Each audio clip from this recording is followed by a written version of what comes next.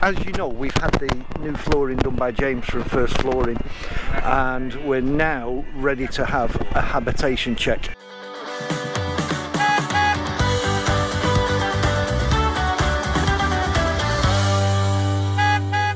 We've had the flooring done, fantastic. James done a right good job, but that's not where it finishes. As you know, we had the damp issue, and it is very important to make sure you get a hab check on your van, because it highlights such things like damp, and without it we probably wouldn't have spotted it.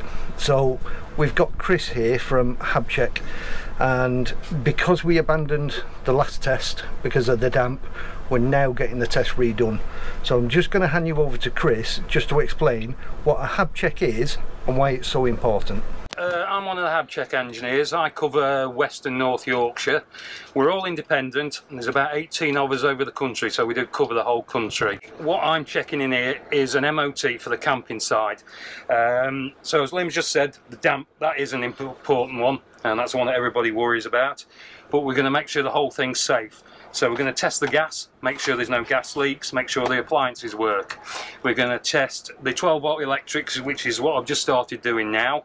We're going to test the 240, make sure that's all safe, make sure that if there's a fault on the system anywhere, that it does trip out like it should do. And then just test all the appliances, all the furniture, make sure everything basically does as it should. Everything works and is safe for you. We're going to follow you around. Right.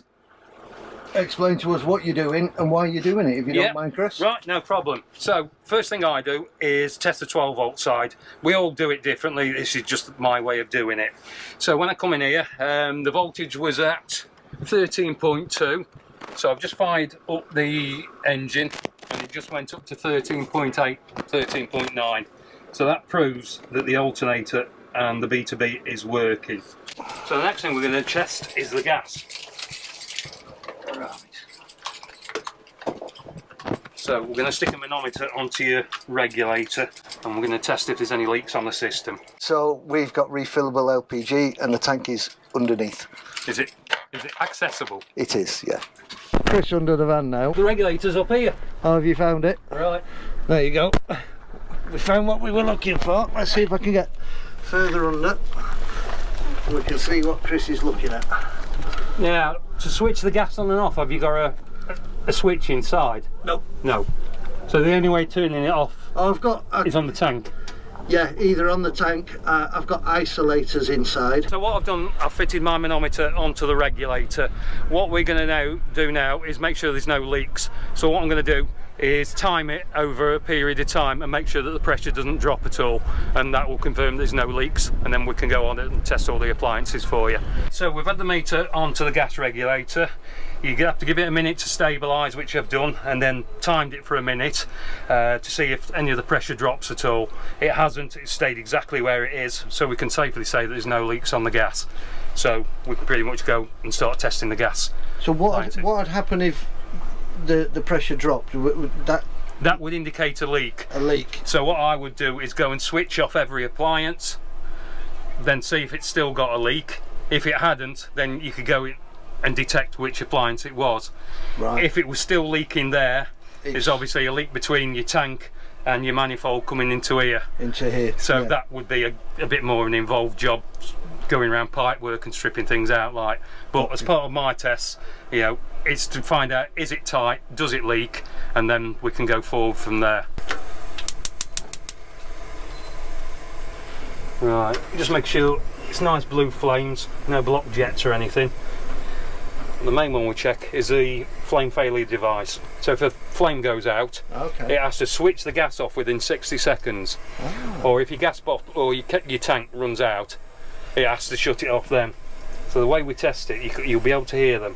Turn them all off and sit and listen for up to 60 seconds, and I should get 3 clicks as each of the one kicks in. 1, 2, 3. You had me worried then, Chris. You had me worried. Yeah, they sometimes do get to 50 seconds before they go.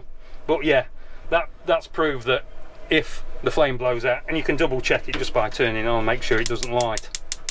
Because if it hadn't kicked in, you'd be able to do that without pushing that button in. Right. So that's just confirmed that should the flame blow out, that is going to shut the gas off. So that is a safety device on the oven, or? Yeah, it's on them 3 hobs, on the oven and on the grill. So we're just testing the heating system on the gas. On the gas side, then I'll test the boiler on the gas side, and then we'll switch over to electric and make sure everything's working on electric then. You can see a little bit of heat on that convoluted pipe, it's just starting to glow a little bit more orange. So we can see that that's warming up. Yeah, you can see it, can't you, on the pipe? Yeah. Yeah. So that's definitely blowing hot air.